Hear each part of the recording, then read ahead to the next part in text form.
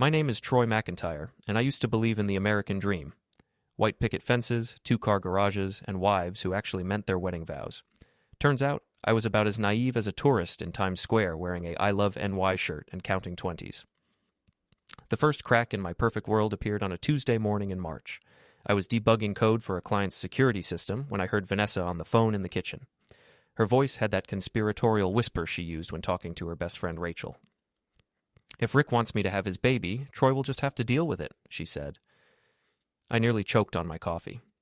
Rick Alvarez, her ex-boyfriend from college, the gym owner with the spray tan and the ego bigger than his biceps, the same Rick who'd been sliding into her Instagram DMs for months. I sat there, fingers frozen over my keyboard, listening to my wife of 8 years casually discuss having another man's child.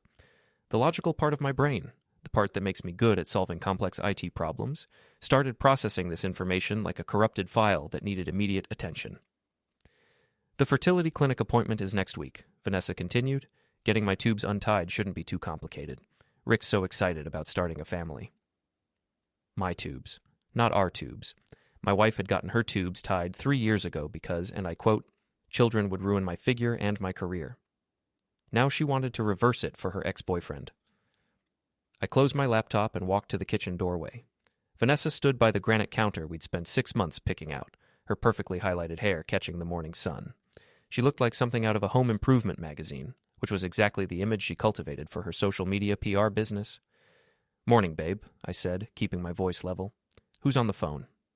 She turned, phone pressed against her ear, and gave me that smile, the one that used to make my heart skip but now felt as genuine as a $3 bill. "Just Rachel, talking about weekend plans," she said smoothly. "Into the phone? I'll call you back later." Weekend plans. Right. More like planning the next 18 years of my life without consulting me. Before we dive deeper into this story, I have one small request. Please subscribe, drop a like, comment, and hit that hype button to boost this channel so more people can discover these incredible Reddit stories. I poured myself another cup of coffee, my mind already working through the implications. Vanessa thought she could manipulate me into raising Rick's child. She probably figured I'd be too spineless to object, too invested in our suburban paradise to rock the boat. She had no idea who she was dealing with. "Troy, we need to talk," Vanessa said, setting down her phone. "Here it comes," I thought. The big announcement. "Sure, what's on your mind?" She took a deep breath, like she was about to deliver momentous news. "I've been thinking about our future, about family." "Family," I repeated, sipping my coffee. "I want to have children, Troy. I know we decided against it before, but I've changed my mind. I think we're ready." The audacity was breathtaking. She stood there in our kitchen, surrounded by the life we'd built together, and lied to my face with the confidence of a politician during election season. "That's interesting," I said. "What brought this on?" "I've been talking to some friends, and they've helped me realize that children could be a blessing. Rachel thinks we'd make wonderful parents." "Rachel?" "Of course. Rachel Martinez, Vanessa's enabler-in-chief, who lived for drama and gossip like other people lived for oxygen." "And you want to reverse the surgery," I said. "Yes, I've already scheduled a consultation at the fertility clinic. It's a simple outpatient procedure." Simple, like rewiring someone's entire life without their consent. "Well," I said, setting down my mug, "you should definitely follow your heart." Vanessa's face lit up. She probably thought I was agreeing to her scheme. Poor thing had no idea I was already 3 steps ahead, planning my own little surprise. That afternoon, I called my lawyer. Not the family attorney who'd handled our house purchase. He was too chummy with Vanessa. I called Harold Gramps Peterson, a 70-year-old legal shark who'd been practicing divorce law since before Vanessa was born. "Troy McIntyre," I said when he answered. "I need to file for divorce, today." "Trouble in paradise?" Gramps had a voice like gravel, worn smooth by decades of courtroom battles. "My wife wants to have her ex-boyfriend's baby and expects me to raise it."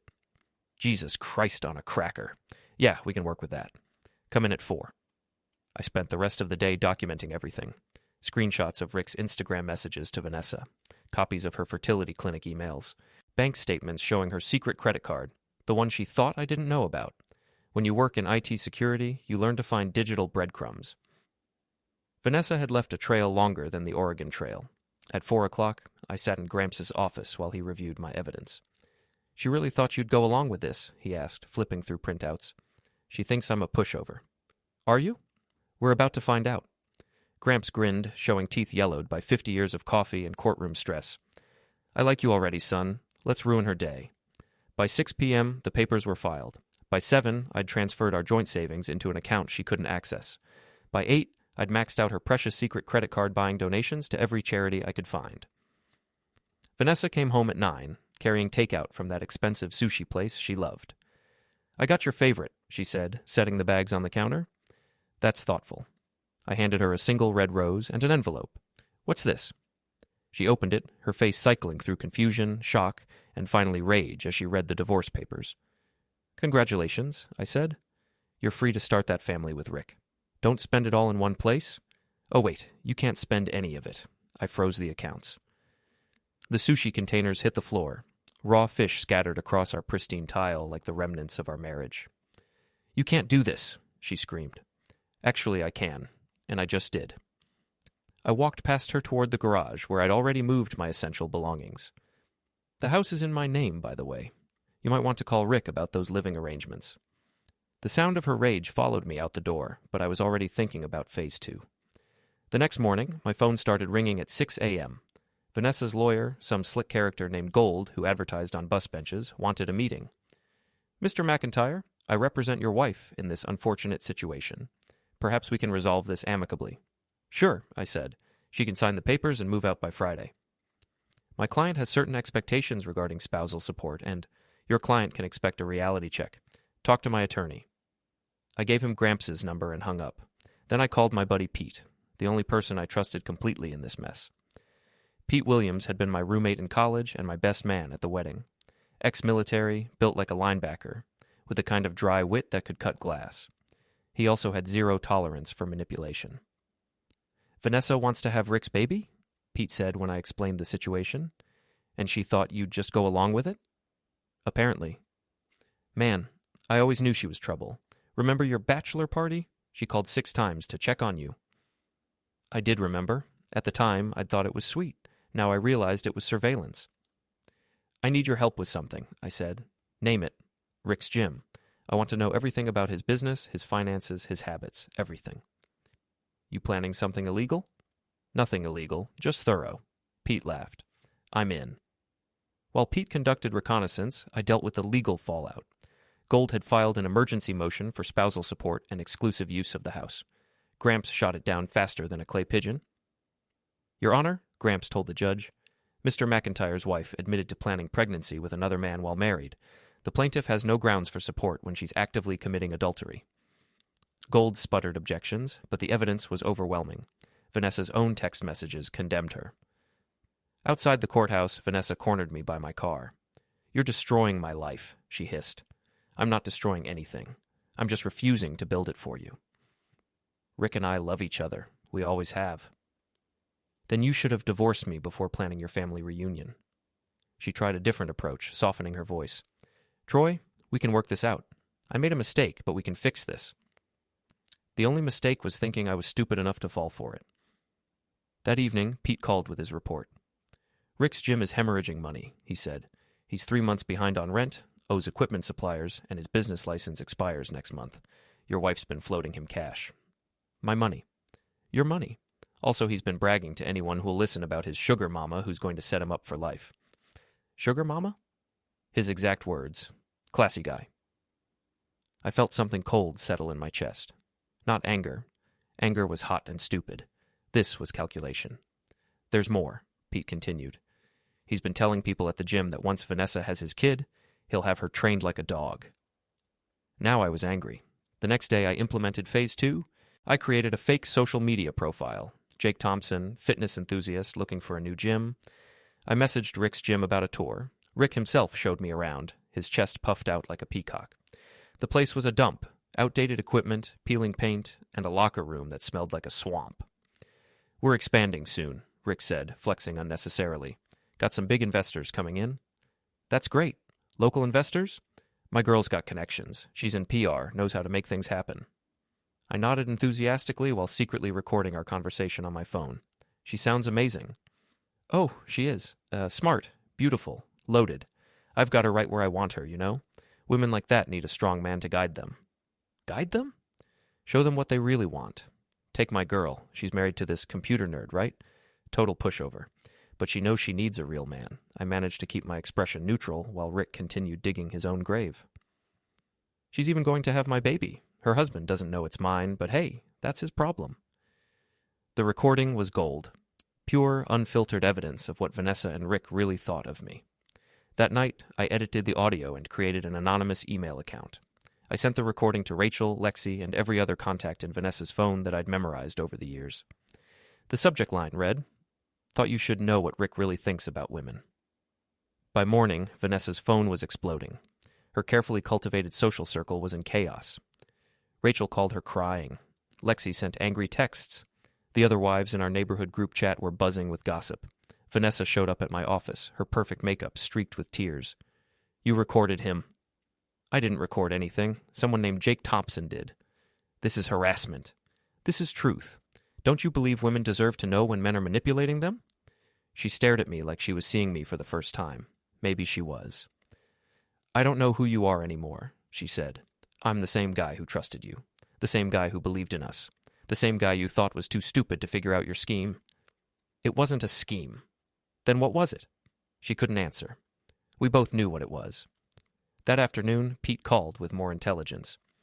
"Rick's panicking. He showed up at the gym ranting about that computer nerd and how someone's trying to sabotage him. Someone is. He's also been asking around about hiring muscle, wants to have a conversation with you. Let him come. I've got cameras everywhere, and I'm not the pushover he thinks I am." But Rick was smarter than I'd given him credit for.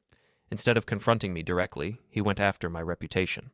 He started spreading rumors that I was stalking him, that I was dangerous, that I'd threatened Vanessa. The rumors reached my clients. 2 of them called to check on my stability.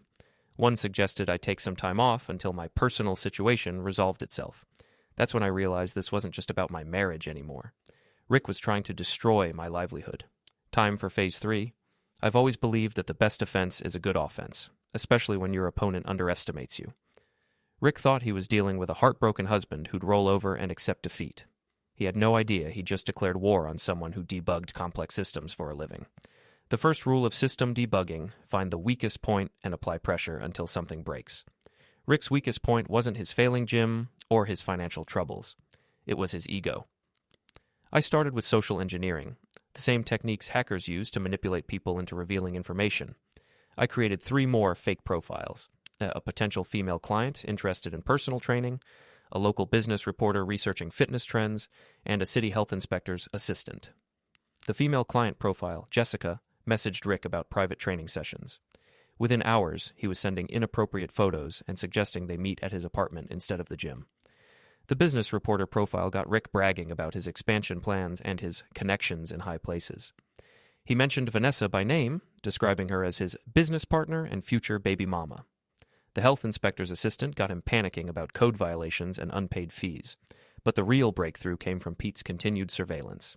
He'd been hanging around Rick's gym, posing as a potential member, when he overheard something interesting. "Rick's got a side business," Pete told me over coffee. "He's selling supplements that aren't FDA approved, probably steroids, but he's calling them natural enhancement products. That's illegal. Very illegal. He's got them stashed in a storage unit behind the gym." I smiled. "How do you know about the storage unit?" "I may have followed him there yesterday, and I may have taken some photos of him moving unmarked boxes. Hypothetically speaking, if someone were to tip off the authorities about illegal supplement sales, what would happen?" "Hypothetically? Rick would be looking at serious fines, possible criminal charges, and definitely the end of his gym. Hypothetically, that would be terrible. Absolutely tragic." I spent the next day crafting an anonymous tip to the state health department, complete with photos, dates, and Rick's bragging audio recordings about his special products that really work. Then I waited. The raid happened on a Thursday morning. Pete texted me photos of health inspectors and police officers carrying boxes out of Rick's gym. The local news picked up the story. Local gym owner under investigation for illegal supplement sales. Rick's response was predictable. He called Vanessa, screaming about sabotage and demanding she control her psycho husband. Vanessa called me, hysterical. "You're destroying innocent people." "I'm not destroying anyone. I'm just helping the authorities enforce existing laws." Rick could go to prison. Rick could have thought about that before breaking the law. "This has to stop, Troy. You're becoming someone I don't recognize. I'm becoming someone who doesn't let people walk all over him. Maybe you should try it sometime." But Rick wasn't finished. With his gym shut down pending investigation, he had nothing but time and anger. He started showing up places I frequented: the coffee shop near my office, the grocery store, even my neighborhood gym. He never approached me directly, just made sure I saw him. It was intimidation, plain and simple. I documented everything: photos, times, locations. I also upgraded my home security system and installed dash cameras in my car. The breakthrough came when Rick got sloppy. He followed me to a client meeting downtown, parking across the street and watching me through the restaurant window. When I came out, he was gone, but he'd left something behind. A note under my windshield wiper. "Back off, or you'll regret it." Handwritten, in his distinctive scrawl that I recognized from the gym tour sign-up sheet. I drove straight to the police station. "I'd like to file a harassment complaint," I told the desk sergeant. Officer Martinez, no relation to Rachel, thankfully, took my statement and reviewed my evidence. The photos, the note, the pattern of following me. "This guy's your wife's boyfriend?" she asked. "Ex-wife. The divorce is pending." "And he's been threatening you because you reported his illegal business?" "That's my understanding." She studied the note. "We can have a conversation with him. Make it clear that this behavior needs to stop." "I'd appreciate that." 2 hours later, Pete called me, laughing. "You should see Rick right now. He's at the bar across from his gym, telling everyone who'll listen that the police are harassing him." "The police talked to him?" "Oh, yeah. Apparently they made it very clear that if he continues following you, he'll be arrested for stalking." "How's he taking it?" "About as well as you'd expect. He's drunk and getting louder by the minute." That gave me an idea. "Pete, you still have contacts at the parole office?" "Yeah, why?" "Rick's on probation for that bar fight 2 years ago. If he gets arrested for anything, public intoxication, disorderly conduct, harassment, he violates his probation. And goes to county for 6 months minimum." "Exactly." Pete was quiet for a moment. "You're getting scary good at this revenge thing." "I prefer to think of it as problem solving." "What's the next step?" "We wait. Rick's angry, drunk, and not thinking clearly. He'll make a mistake." I didn't have to wait long. The next evening, Rick showed up at my house. I was in my home office when the doorbell rang, followed immediately by aggressive pounding. I checked the security cameras. Rick stood on my porch, swaying slightly, his face flushed with alcohol and anger. I called 911 first, then activated my phone's recording app. "Troy!" Rick shouted. "Get out here. We need to talk." I opened the door, but stayed inside, the security chain still engaged. "Rick, you're drunk." "I'm not drunk. I'm angry. You ruined my life." "You ruined your own life. I just documented it." "You think you're so smart, hiding behind lawyers and cops. But I know what you really are. A coward." "And what are you, Rick? A man who sells illegal drugs and threatens people?" "I never threatened anyone." I held up my phone, showing the recording app. "You're threatening me right now, on camera, while violating the police warning about staying away from me." Rick's face went pale as he realized his mistake. "This conversation is over," I said, closing the door. He pounded on it a few more times, shouting obscenities, but I could hear sirens in the distance. Rick heard them too, because the pounding stopped. By the time the police arrived, Rick was gone, but my security cameras had captured everything: his arrival, his threats, his intoxicated state, and his license plate as he drove away. Officer Martinez reviewed the footage with me. "We'll pick him up tonight," she said. "Public intoxication, harassment, violating a police warning, and probably driving under the influence." "What happens then?" "With his probation violation, he's looking at serious time." After she left, I sat in my quiet house and felt something I hadn't experienced in months. Peace. Rick was finished. His gym was closed, his illegal business exposed, and he was about to spend the next 6 months in county jail. Even if he got out, he'd have no money, no business, and a criminal record that would follow him forever. But I wasn't done yet. Rick was just the appetizer. The main course was still coming. With Rick neutralized, I turned my attention back to Vanessa. She'd been surprisingly quiet since his arrest, probably trying to figure out her next move. I didn't have to wonder long. She showed up at my office on a Friday afternoon, looking like she'd stepped out of a magazine. Designer dress, perfect hair, the kind of smile that had once made me forget my own name. "Troy, we need to talk." "We're talking through lawyers now. Please, just 5 minutes." Against my better judgment, I let her into my office. She sat across from my desk, crossing her legs in that calculated way she'd perfected. "I want to work this out," she said. All of it. The divorce, Rick, everything. There's nothing to work out. You made your choice. I made a mistake. People make mistakes, Troy. That doesn't mean we have to throw away 8 years of marriage. I leaned back in my chair, studying her. What kind of mistake? Sleeping with Rick? Planning to have his baby? Or thinking I was stupid enough to go along with it? All of it. I was confused, emotional. Rick took advantage of that. Rick took advantage of you. He manipulated me, made me think I wanted things I didn't really want. It was a masterful performance. The wronged woman, seduced by a manipulative man, now seeing clearly and wanting to return to her loving husband. That's interesting, I said. Because I have recordings of you telling Rachel that you'd train me like a dog once you had Rick's baby. Her composure cracked slightly. You recorded my private conversations? I recorded Rick's conversations. You were just a frequent topic. That's illegal. Actually, it's not. Rick was in a public place, speaking loudly enough for others to hear. No expectation of privacy. She tried a different approach, softening her voice. Troy, I know you're hurt. I know I betrayed your trust. But we can fix this. We can go to counseling, work through our problems. Our problems? Vanessa, you scheduled surgery to have another man's child without telling me. That's not a problem. That's a fundamental incompatibility. I canceled the surgery after I filed for divorce because I realized I was making a mistake. No, because your meal ticket was about to disappear. She stood up, her mask finally slipping. Fine. You want to be vindictive? Two can play that game. I'm not being vindictive, I'm being practical. We'll see how practical you feel when this gets ugly. After she left, I called Gramps. She's planning something, I told him. They always are. What's your gut telling you? She's going to try to destroy my reputation, maybe my business, make me look like the bad guy. Can she do that? She's a PR professional. Reputation destruction is literally her job.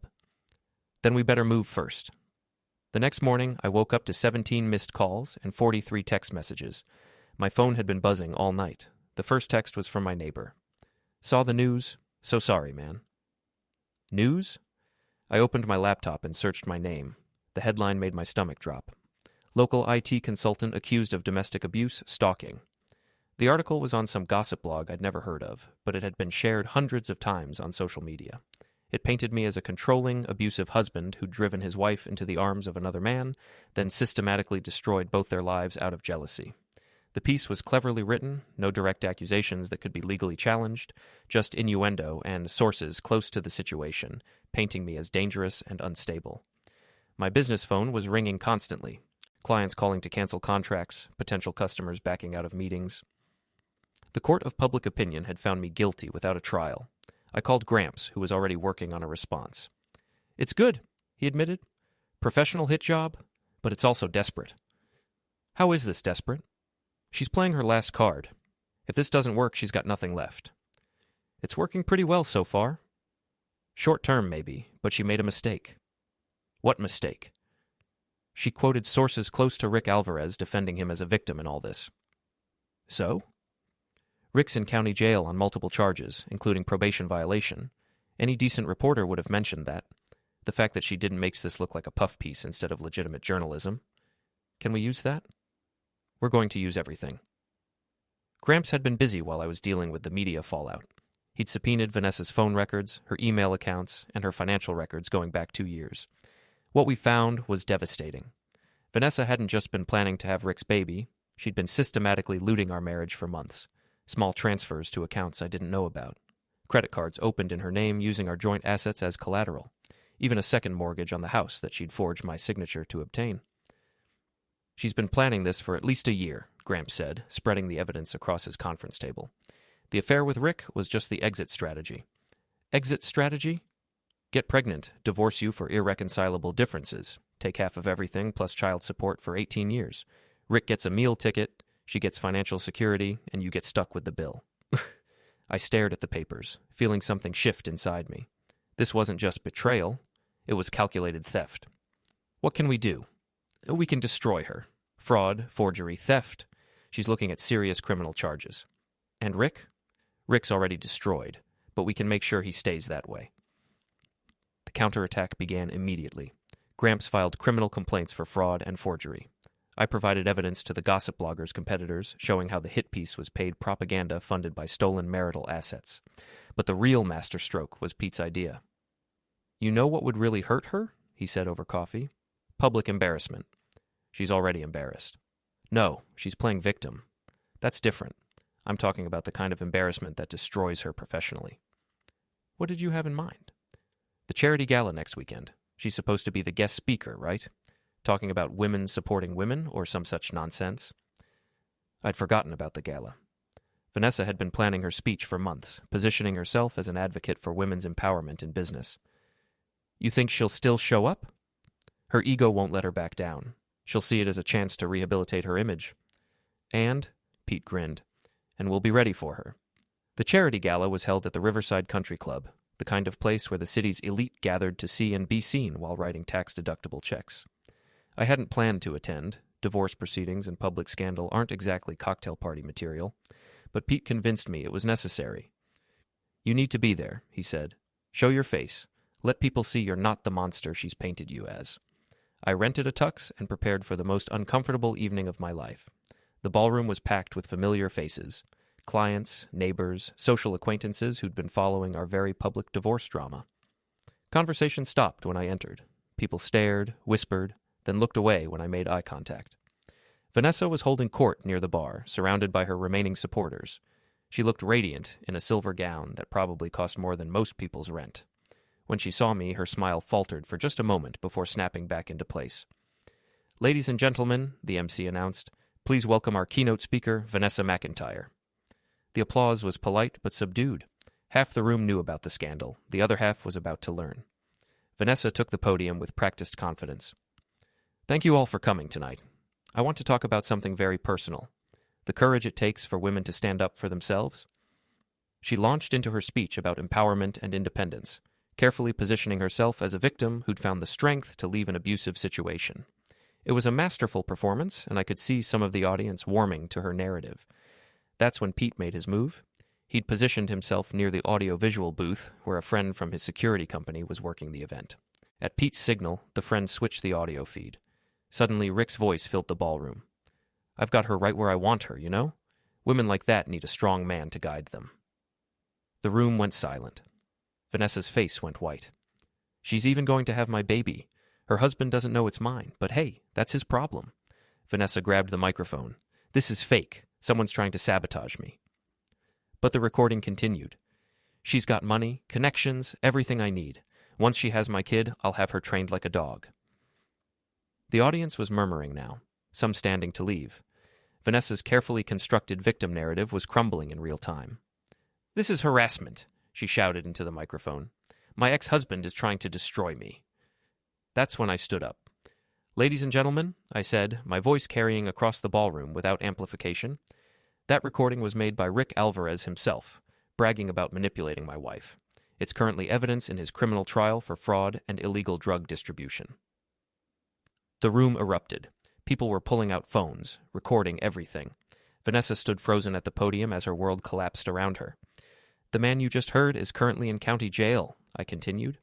"The woman at the podium forged my signature on financial documents and stole over $50,000 from our joint accounts to fund her affair with him." "You're lying!" Vanessa screamed.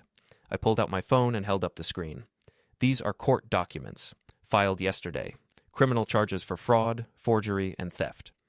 The charity organizers were trying to restore order, but it was too late. The damage was done. Vanessa's reputation, her entire professional identity, was destroyed. She fled the podium, pushing through the crowd toward the exit. I followed, not to confront her, but to witness the final act of this long drama. In the parking lot, she turned on me with pure rage. "You've ruined everything. My career, my reputation, my life." "I didn't ruin anything. I just stopped letting you ruin mine." "Rick was right about you. You are weak. A weak, petty little man who can't handle losing."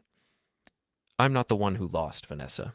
You threw away a marriage, a home, and a future because you thought you could manipulate me into raising another man's child. I loved him. You loved what he represented. A way out of a marriage you'd already checked out of." She stared at me for a long moment, and I saw something I'd never seen before. Recognition. She finally understood who she was dealing with. "This isn't over," she said. "Yes, it is." I walked to my car and drove home, leaving her standing in the parking lot under the harsh glow of the security lights. Epilogue. New Foundations. 6 months later, I sat in Gramps' office signing the final divorce papers. Vanessa had agreed to a settlement that left her with nothing but her personal belongings and a mountain of legal bills. Rick was serving 18 months in state prison. His gym was permanently closed, and he'd been banned from operating any fitness-related business in the state. Vanessa had moved back in with her parents in another city. Her PR business was finished. No one would hire someone who'd been exposed as a fraud and a thief. "Any regrets?" Gramps asked as I signed the last document. I thought about it. I regret trusting someone who didn't deserve it. I regret wasting 8 years on someone who saw me as a convenience rather than a partner. But no regrets about how you handled it. None. She made her choice. I just made sure she lived with the consequences. Pete was waiting for me outside the law office. "So what now?" he asked. "Now I rebuild. New house, new life, new rules." "What kind of rules?" "The kind that protect people who deserve protection and punish people who don't." We walked down the street in comfortable silence. The sun was shining, the air was clear, and for the first time in months, I felt like I could breathe freely. My phone buzzed with a text from a potential new client. Business was picking up again as the truth about my situation became public knowledge. Turns out, people respect someone who fights back against manipulation and fraud. I looked back once at the law office where I'd just signed away the last 8 years of my life. Then I turned toward the future, ready for whatever came next. The American dream wasn't about white picket fences and perfect marriages. It was about the freedom to choose your own path and the strength to defend it when someone tries to take it away. I'd learned that lesson the hard way, but I'd learned it well.